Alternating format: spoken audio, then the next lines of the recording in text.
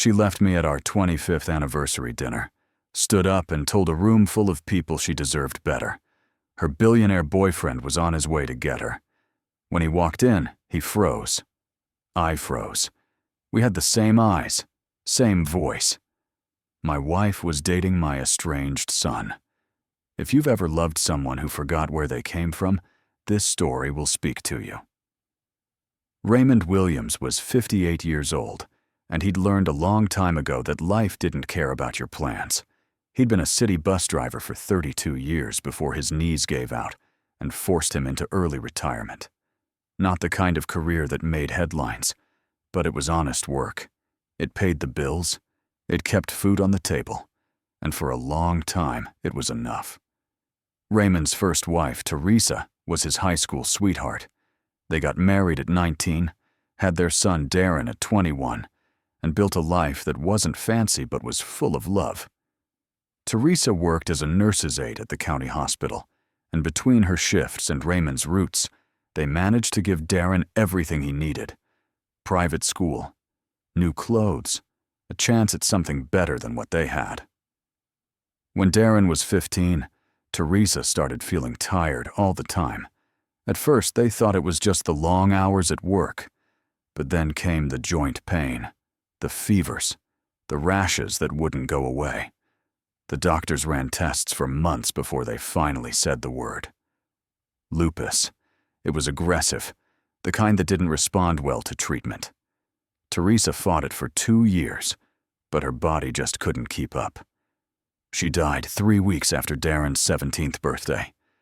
Raymond raised Darren alone after that.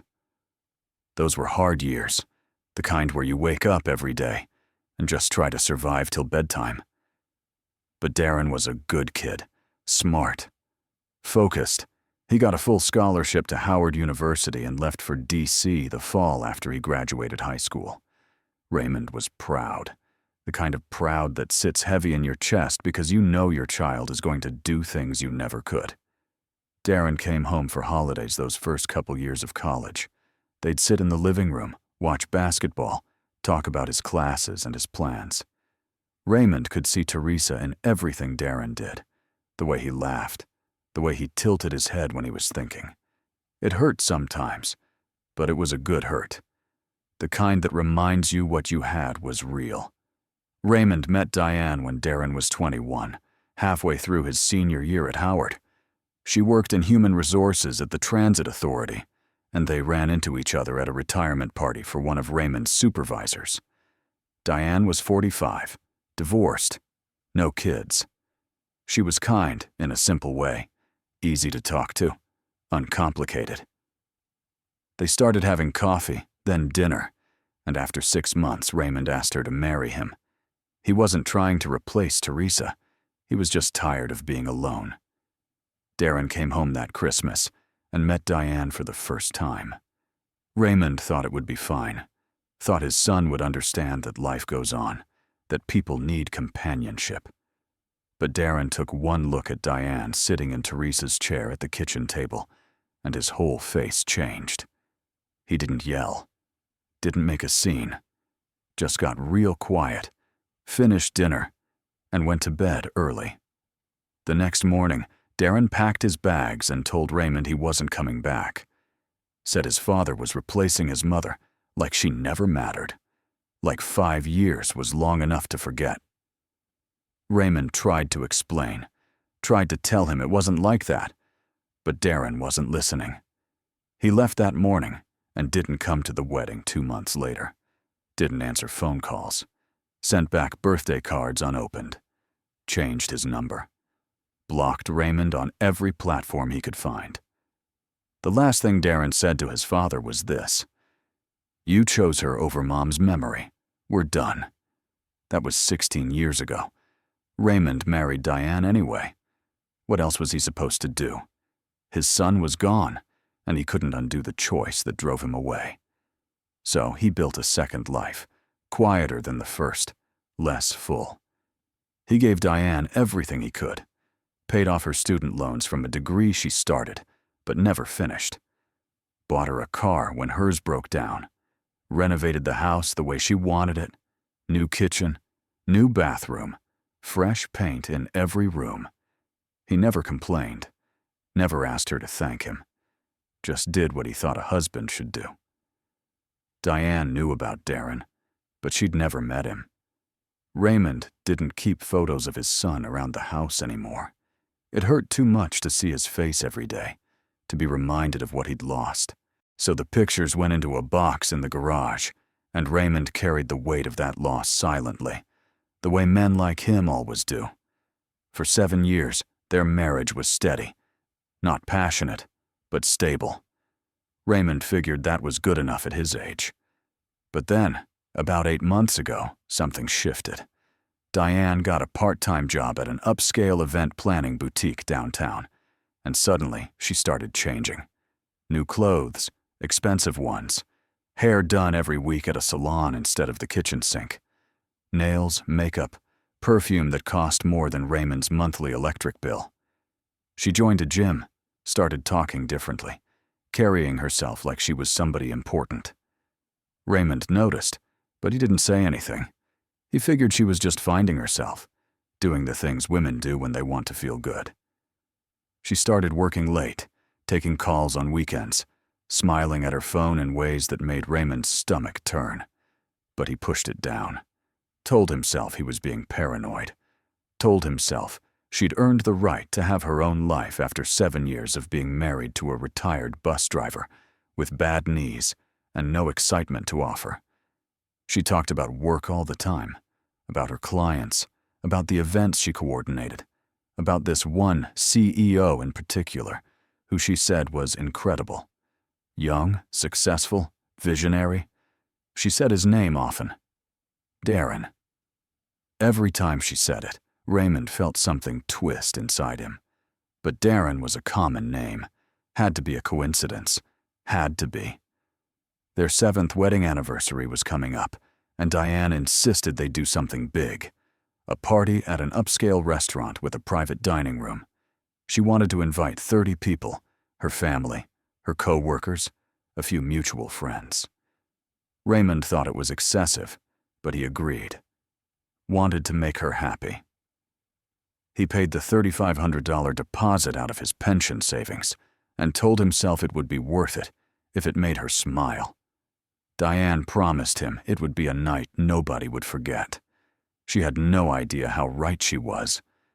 The anniversary dinner was held at a restaurant downtown, the kind of place with cloth napkins and waiters in bow ties. Raymond arrived early, greeted the guests as they came in, played the gracious host in his best suit. The same suit he'd worn to their wedding 7 years ago. Diane showed up 20 minutes late, distracted, checking her phone every few minutes. She sat beside him at the head table, but felt 1,000 miles away. Barely touched her food. Smiled, but it didn't reach her eyes. Raymond stood up during dessert and gave a toast. Talked about how the last 7 years had taught him it was never too late to find love again. How grateful he was for Diane's patience and partnership. People clapped. Diane's smile looked tight, forced, like she was holding something back. Then she stood up. She tapped her glass with a fork, and the room went quiet. Raymond looked up at her, still smiling, expecting her to say something sweet. Maybe thank him for the party. Maybe talk about their future. But the look on her face wasn't sweet. It was something else. Something final. She cleared her throat and started talking. Her voice shook a little at first, but then it steadied. She said Raymond had been good to her, said he was stable, kind, safe. Then she paused, and the room felt like it was holding its breath.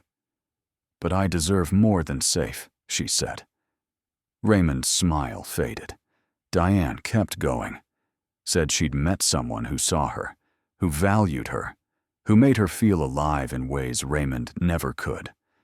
She said his name was Darren, said he was successful, accomplished, everything she'd been missing. Gasps rippled through the room. Diane's sister tried to interrupt, but Diane raised her hand and kept talking. "He's picking me up in 20 minutes, she said. "I wanted to do this in person, surrounded by people who know me. I'm leaving, Raymond. Tonight. Raymond sat perfectly still. His hands gripped the edge of the table, knuckles turning gray. His mind was racing, trying to process what he just heard. Darren. Successful. CEO. It couldn't be. But then one of Diane's co-workers leaned over and whispered to someone at the next table. Oh my God. Is she talking about Darren Williams from the firm? Another voice chimed in. The venture capital guy? He's only like 37, right? Raymond's heart stopped. He turned to Diane, and his voice came out quiet, controlled.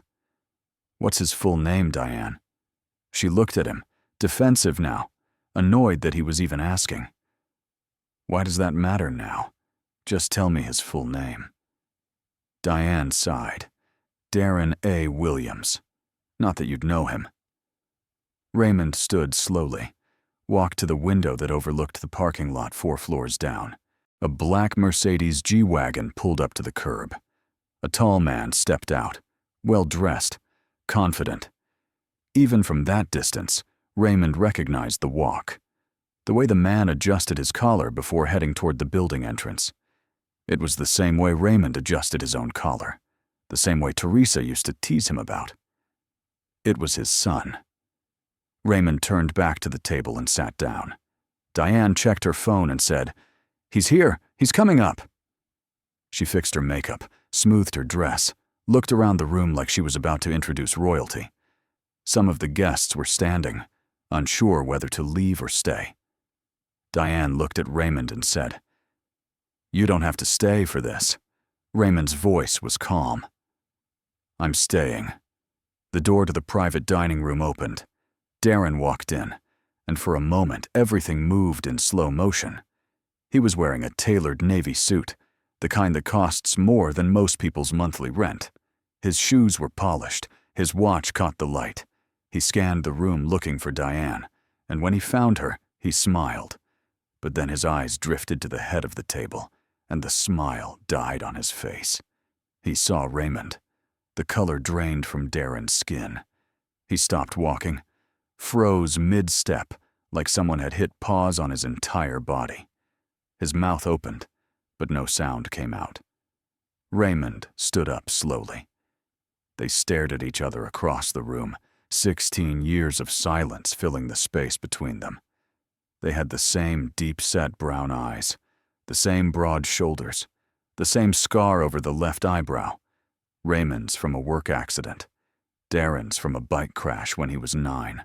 The room was so quiet you could hear people breathing. Darren's lips moved. His voice came out barely above a whisper. Dad?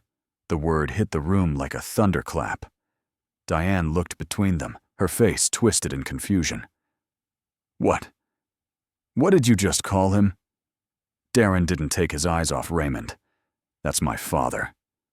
Somewhere behind them, someone dropped a glass. It shattered on the floor, but nobody moved to pick it up. Diane stumbled backward into her chair.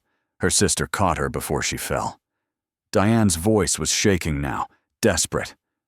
No, that's not. You said your dad. You said... Darren finally looked at her. I said my dad and I don't talk. That we're estranged. I never said his name because you never asked. Diane's face went from confusion to horror to something like panic. This can't be happening, she whispered.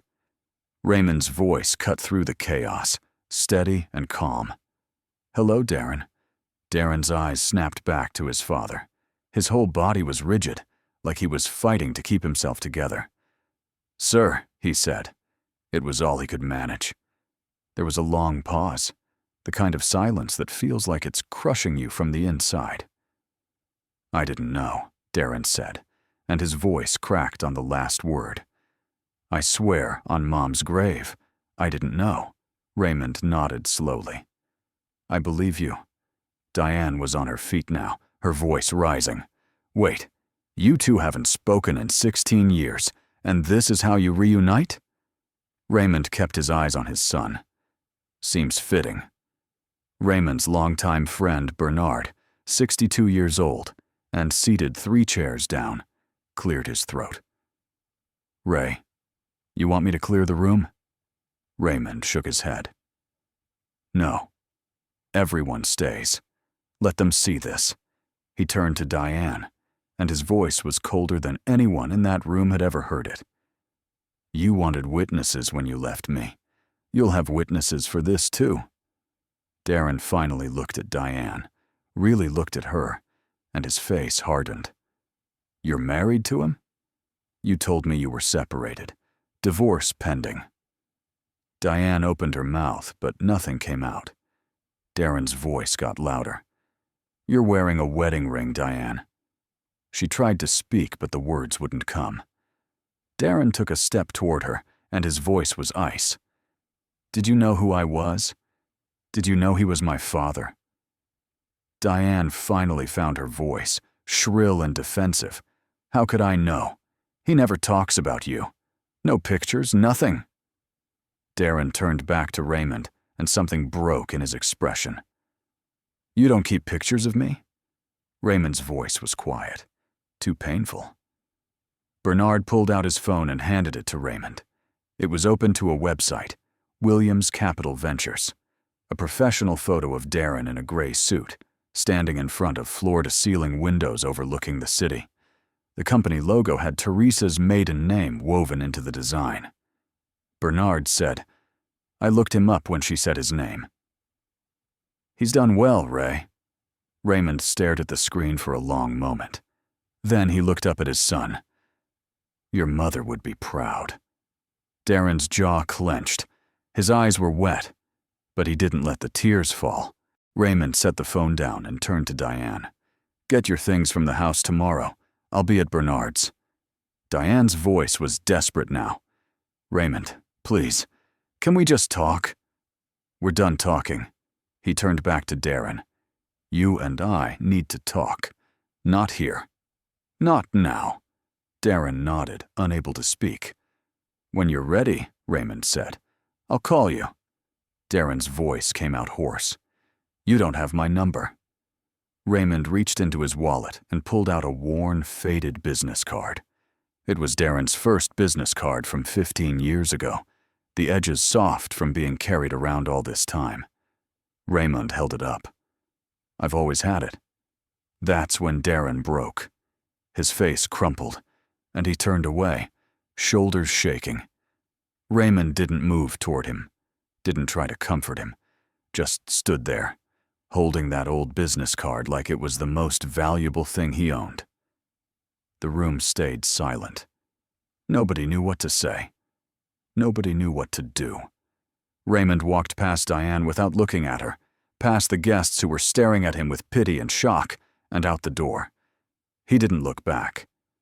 3 days later, Raymond called Darren. They agreed to meet at Teresa's grave. Neutral ground. Sacred ground. The kind of place where you can't hide behind lies or pride, because the dead don't care about any of that. Raymond got there first. He stood in front of the headstone, hands in his pockets, reading the inscription he'd read 1,000 times before. Teresa Williams, beloved wife and mother. 1967 to 2006. The grass around the grave was neatly trimmed. Raymond paid someone to take care of it every month, had been doing it for 16 years. Darren pulled up 10 minutes later. He parked his car on the access road and walked slowly toward the grave. He stopped on the opposite side of the headstone, and for a moment, they just stood there. Father and son, with Teresa between them like she'd always been. Darren spoke first. I came here every year on her birthday, even when I was across the country for school and work. Never saw you here. Raymond nodded. I came every Sunday after church, early morning. Darren let out a bitter laugh. We've been visiting her for 16 years and never crossed paths. Probably for the best, Raymond said. Wasn't ready. Darren looked up, met his father's eyes. Are you ready now? They sat down on the stone bench facing the grave. The air was cool, the kind of fall afternoon where the leaves are just starting to turn and the sky is too blue to be real.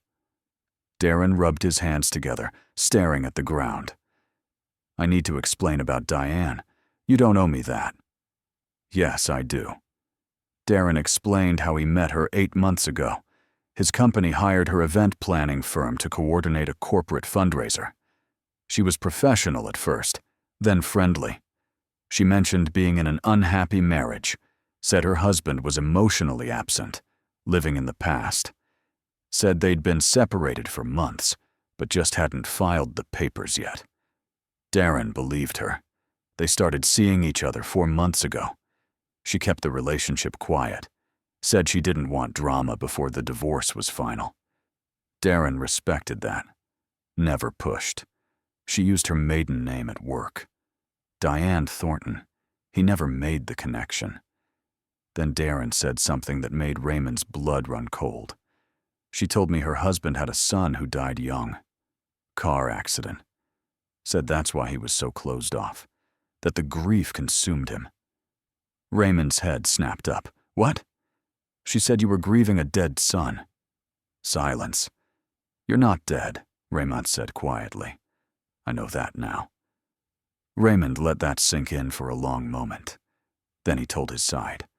Told Darren about the years after Teresa died, how empty the house felt, how he worked double shifts just to avoid coming home to the silence, how he met Diane at a work event, and she was kind, uncomplicated, present, how he wasn't trying to replace Teresa, just trying to survive, how he waited for Darren to call every birthday, every Christmas, every Thanksgiving, how he kept Darren's business card in his wallet like a talisman, like proof his son was real and out there somewhere.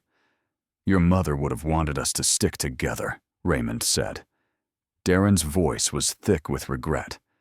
I was angry, immature, felt like you moved on too fast. I never moved on from your mother.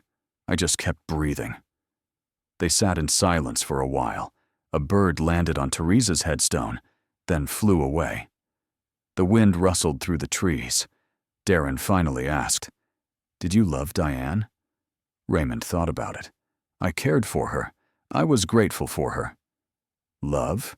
He paused. No, not like I loved your mother.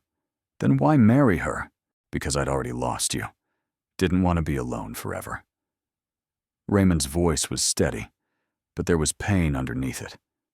Settled for companionship. I'm sorry I put you in that position. I'm sorry I didn't fight harder for you. Another silence, but this one felt different. Lighter, like something heavy was starting to lift. Darren spoke carefully. What do we do now? About Diane? About us? Raymond looked at Teresa's grave. Your mother used to say, stubbornness is just pride with a longer shelf life. Darren laughed despite himself. She said that to me once when I wouldn't apologize to a teacher in middle school. She was right then. She's right now. So, we stop being stubborn? We try. They didn't talk much about Diane after that. Didn't need to. Darren mentioned he ended things with her the night of the anniversary. Told her he couldn't be with someone who'd lie like that. Raymond said he filed for separation the next morning. His lawyer said it would be finalized in 60 days. Darren admitted Diane had called him 47 times. Raymond said she'd come to the house, but he didn't answer. They agreed they were done with her. Cold, maybe, but necessary. Before they left the cemetery, Raymond put his hand on Teresa's headstone. Darren did the same. They stood there like that for a minute, and then they left. Separately, but somehow together. The next 6 weeks were hard. Diane tried everything. She showed up at Darren's office building and waited in the lobby for 4 hours until security escorted her out. She sent Raymond a 12-page letter explaining herself, begging for forgiveness, asking for a second chance. Raymond read it once, put it in a drawer, and never responded. Word spread through Diane's family. Her sister called Raymond to apologize, said she'd warned Diane she was making a mistake. Raymond told her it wasn't her fault. The sister said Diane was staying with her, that she was a mess. Raymond said he hoped she found peace, just not with him. Darren's business partner confronted him about the situation. Said dating a client's wife wasn't their brand, even if he didn't know. Darren reminded him that Diane had signed an NDA for their events. If she talked publicly, she'd be liable. His partner called it cold. Darren called it necessary. Meanwhile, Diane's event planning firm fired her for conflict of interest. Her professional reputation took a hit, and other clients pulled their contracts. She moved back in with her sister full-time. 6 weeks after the anniversary dinner, Raymond invited Darren to Sunday dinner. First time in 16 years. Darren arrived with flowers, not for Raymond, but for the table, a subtle sign of respect. Raymond cooked Teresa's recipe: smothered pork chops, mac and cheese, collard greens. They ate in comfortable silence at first. Then Darren said, "I forgot how good this was." Raymond said, "Muscle memory." They talked about Teresa, shared memories and stories. Darren explained his career path: Howard for undergrad, Wharton for his MBA, started his firm at 29. Raymond listened, didn't interrupt, felt pride swelling in his chest in a way he hadn't felt in years. Darren admitted he'd wanted to invite Raymond to every milestone, every success, but pride wouldn't let him. Raymond said pride was expensive, that it had cost them both. After dinner, Darren noticed something. The mantel was full of photos now. Photos of him as a baby, as a kid, his high school graduation. He picked one up, him and Teresa at his 8th grade promotion. "Where were these?" he asked. Raymond's voice was soft. "Put them away after you left. Hurt too much. Put them back up the day after the anniversary dinner. Realized I'd been hiding you to protect myself. But you were never really gone." Darren's phone buzzed. Diane calling again. Raymond said he could answer. Darren shook his head and blocked her number right there in front of his father. Raymond nodded his approval. 60 days later, the divorce was finalized. Uncontested. No alimony. The prenup held. Diane got nothing from Raymond's pension or the house. She tried to contest it briefly, but her lawyer told her she had no case. In the end, she kept her car, her personal belongings, and $5,000 in cash. Raymond kept the house, his retirement, and his dignity. Diane moved to Atlanta to stay with a cousin, got a job as an administrative assistant. Her social media went dark. Mutual friends said she was doing okay, keeping to herself. Raymond didn't ask for updates. Bernard mentioned her once in passing, and Raymond just said, "Good for her." That was the end of it. Darren's company recovered quickly. Williams Capital Ventures landed a $50 million investment fund. His business partner admitted Darren had handled the Diane situation with class. Darren said he learned from his father that Raymond didn't chase chaos.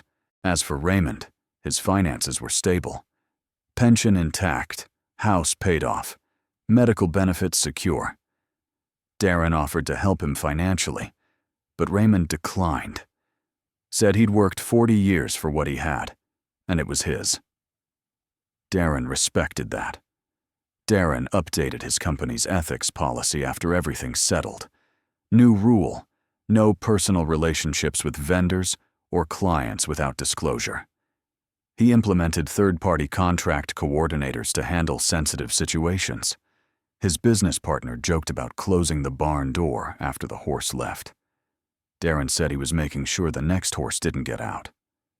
4 months after the anniversary disaster, Raymond and Darren had built a routine. Sunday dinners every week, sometimes at Raymond's house, sometimes at Darren's condo. No agenda, no forced healing, just presence. They watched football, talked about work, sat in comfortable silence. The relationship rebuilt itself naturally, the way things do when both people actually want it to work. One Sunday, Darren brought a guest. Her name was Simone, 35, a pediatric surgeon. She was kind, grounded, asked Raymond about his years driving the bus. After she left, Raymond said, "She's good for you. Darren smiled, said they'd been dating 3 months, that he wanted Raymond to meet her. Raymond asked if she knew about Diane. Darren said, yeah, that he'd told her everything. Simone's response had been, sounds like you dodged a bullet. Raymond laughed and said, smart woman. Raymond and Darren visited Teresa's grave together after that, brought fresh flowers, stood shoulder to shoulder at the headstone. Darren asked if Teresa would forgive him for losing all that time with his father. Raymond said Teresa forgave before people even made mistakes. That's who she was. Darren asked if she'd forgive Diane. Raymond thought about it. Said eventually, probably, that Teresa had grace he never could. But he also said Teresa would remind them that forgiveness doesn't mean reconciliation. Darren called her a wise woman. Raymond said she was the wisest. A few weeks later, Darren came to Raymond with a proposal. He was creating a scholarship fund in Teresa's name for single parents pursuing higher education. It would cover tuition, childcare, books, $50,000 annually to start. Raymond's eyes filled with tears. Darren said it's what she would have done. Raymond said Teresa would be so proud of him. Darren corrected him. She'd be proud of us. On what would have been Raymond and Diane's 8th anniversary, a card arrived in the mail. No return address. Inside was a short note in Diane's handwriting. I'm sorry for everything. I hope you found peace. I'm trying to. Raymond read it, put it in the drawer with her 12-page letter, and never responded. Darren asked if he was going to reply. Raymond said no, that Diane needed to move forward without him. Darren called it generous.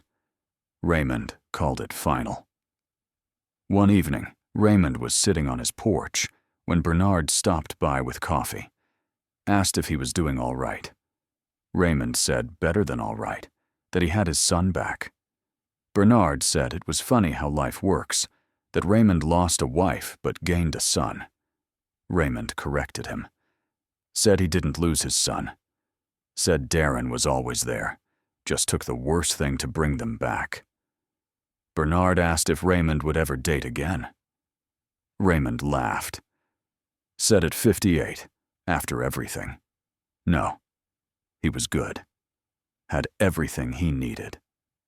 6 months after the anniversary, Darren brought Simone to Sunday dinner again. They had news. They were engaged. Raymond hugged them both, felt a kind of joy he thought he'd never feel again. Darren asked if Raymond would stand with him at the wedding. Raymond said he wouldn't miss it. Then Darren asked him to be his best man. Raymond hesitated. You sure? Darren's voice was steady, certain. You've always been the best man I know. Took me too long to see it. They embraced. A real hug, full and long, years of pain and regret and love pouring out of both of them. The kind of hug that says, everything words can't.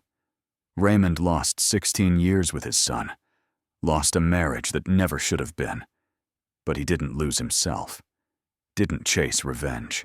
Didn't demand apologies. Just stood still and let the truth do the work.